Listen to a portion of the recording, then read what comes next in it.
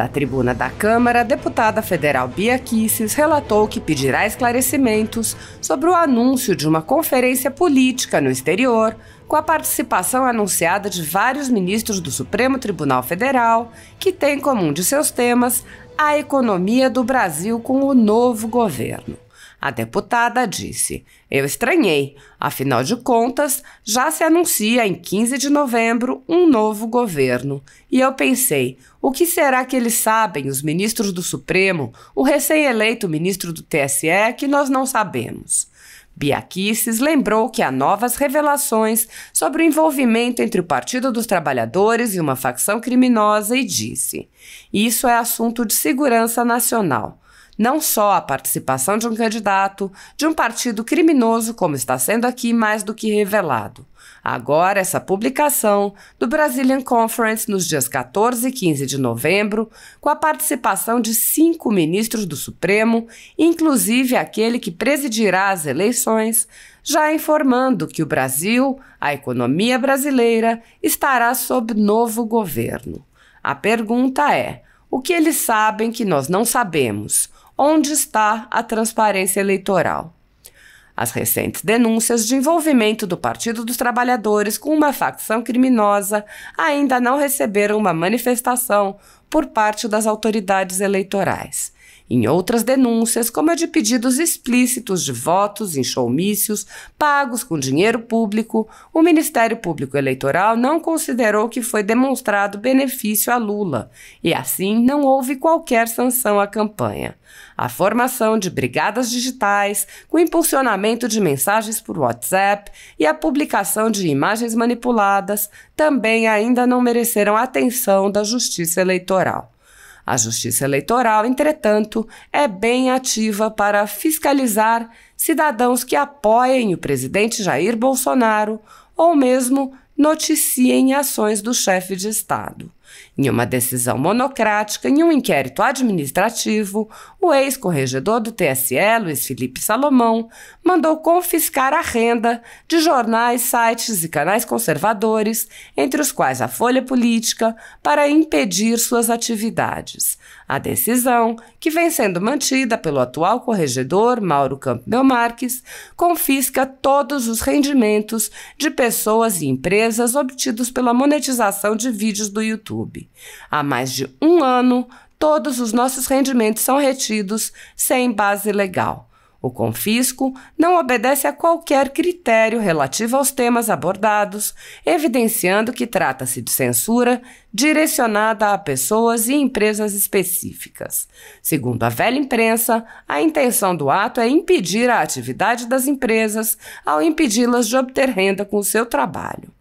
A Folha Política reporta eventos da política brasileira, transmitindo e relatando atos e eventos dos 3 poderes.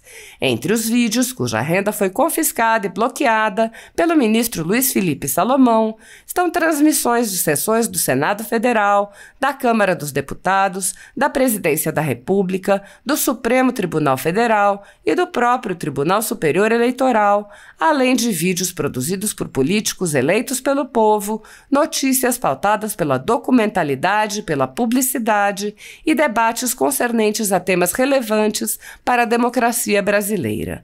Ademais, como não há delimitação temporal ou especificação de vídeos, também houve o bloqueio da renda de mais de 13 mil vídeos do canal Folha Política que foram publicados ao longo dos últimos anos. Anteriormente, a Folha Política teve sua sede invadida e todos os seus equipamentos apreendidos a mando do ministro Alexandre de Moraes.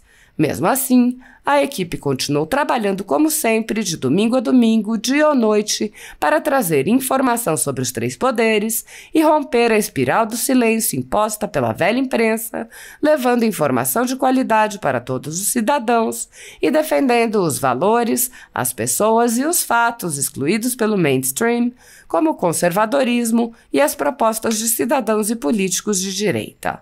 Se você apoia o trabalho da Folha Política e pode ajudar a evitar que o jornal seja fechado, pela ausência de recursos para manter sua estrutura, cumprir seus compromissos financeiros e pagar seus colaboradores, doe por meio do Pix, cujo QR Code está visível na tela, ou por meio do código ajude@folhapolitica.org.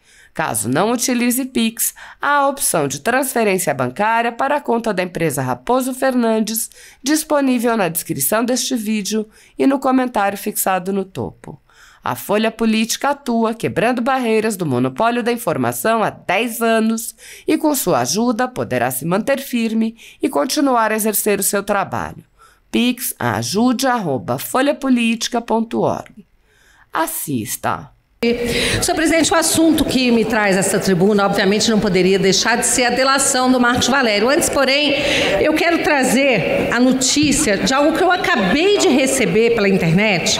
Brasil Conference, New York, dias 14 e 15 de novembro de 2022, portanto, logo após as eleições de outubro. Nós temos aqui uma conferência em que se anuncia, aspas, a economia do Brasil com o novo governo, fecha aspas. Participam dessa conferência o ministro Luiz Fux, o ministro Alexandre de Moraes, a ministra Carmen Lúcia, o ministro Dias Toffoli, o ministro Gilmar Mendes, além do Rodrigo Garcia, além de Henrique Meirelles, Joaquim Levy, Pércio Arida e Rubens Ormeto, com a apresentação de Merval Pereira. Eu estranhei, afinal de contas, já se anuncia em 15 de novembro um novo governo. E eu pensei, o que será que eles sabem, os ministros do Supremo, o recém-eleito ministro do TSE, que nós não sabemos? Então eu liguei para conferir, não é? No telefone que está disponível na publicação, e lá me atendeu o Grupo Dória. Eu perguntei se o site que está aqui, como participar, que é o conference@lid.com.br, pertence ao Grupo Dória, e eles me disseram que sim. Isso é absolutamente estarrecedor.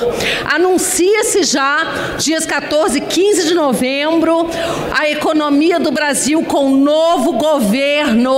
Ou seja, estão aqui garantindo que o presidente Bolsonaro não será reeleito. E isso é feito na presença de 5 ministros do Supremo Tribunal Federal e do já recém-eleito presidente do TSE, aquele que presidirá o TSE durante o processo eleitoral. Isso é estarrecedor. Eu gostaria que nós tivéssemos esclarecimentos a respeito disso. Iremos indagar. E para não deixar passar em branco, a delação de Marcos Valério, que cita a ligação do PT com o PCC, que tem sido muito pouco divulgado pela mídia, não é? A gente vê, assim, muitas pessoas muito tímidas quando esse assunto deveria estar nas primeiras linhas, nas primeiras páginas dos jornais, das revistas. E há ainda, na mesma delação, quando ele confessa que administrava o caixa clandestino do PT com 100 milhões. Senhor presidente, eu tuitei, numa live falei que esses fatos fazem com que as eleições do Brasil este ano sejam matéria de segurança nacional. Isso é assunto de segurança nacional. Não só para concluir, senhor presidente, não só a participação de um candidato de um partido criminoso, como está sendo aqui mais do que revelado, e agora essa publicação do Brazilian Conference, dias 14 e 15 de novembro, com a participação de 5 ministros do Supremo, inclusive aquele que presidirá as eleições, já informando que será o Brasil, a economia da brasileira, sob novo governo. Do que é? Obrigado, nobre deputada, pelo pronunciamento de Vossa Excelência. Com o apoio do presidente. Não tem. Por favor, deputado. A pergunta é, o que é que eles sabem que nós não sabemos? Onde está a transparência eleitoral? Muito obrigado, senhor presidente. Obrigado pela tolerância. Que passe na Voz do Brasil, por gentileza. Será constado na Voz do Brasil o pronunciamento de Vossa Excelência. Rápido. Marcos Valério diz que administrava caixa clandestino de 100 milhões de reais do PT. Repito, Marcos Valério diz que administrava a caixa clandestina de 100 milhões de reais do PT. Senhor presidente, nós aprovamos nessa semana um requerimento convidando Marcos Valério a participar de uma reunião extraordinária da Comissão de Segurança Pública da Câmara dos Deputados, e o convite já foi enviado, está pendente de ser aceito para acontecer no próximo dia 14, na próxima quinta-feira. Eu quero aqui, senhor presidente, dizer que ainda mais grave do que esse valor, que é apenas parte, e pior, pequena parte da roubalheira bilionária do PT quando esteve no governo, 6 milhões de reais desses 100 milhões de reais, 6 milhões de reais teriam de ser entregues, segundo Marcos Valério, delator do Mensalão, em delação premiada à Polícia Federal, homologada pelo Supremo Tribunal Federal, delator do Mensalão que levou à cadeia condenados uma série de políticos de alto escalão, empresários muito ricos. Nós vimos nesta nova manifestação de Marcos Valério que 6 milhões destes 100 milhões de reais teriam de ser entregues ao empresário Ronan Maria Pinto de Santo André, que, segundo Marcos Valério, chantageava o PT e Lula, na sua pessoa física, para não entregar o que aconteceu com o prefeito assassinado de Santo André, Celso Daniel. Que trama, senhor presidente! Digna ou indigna dos piores filmes de terror. E nós vemos agora, em pleno 2022, mais fatos novos sendo trazidos pelo delator do Mensalão a público. Gravíssimo, gravíssimo. Organização criminosa petista, que tantas vezes já foi denunciada aqui neste plenário e nas ruas, não pode ser esquecida, deputado Paulo Eduardo Martins. Pelo contrário, deve ser devidamente responsabilizada. Por isso é papel desta Câmara, e em particular da Comissão de Segurança Pública, que eu integro, interrogar Marcos Valério, trazê-lo para esta casa, para esclarecer e trazer, para concluir, senhor presidente,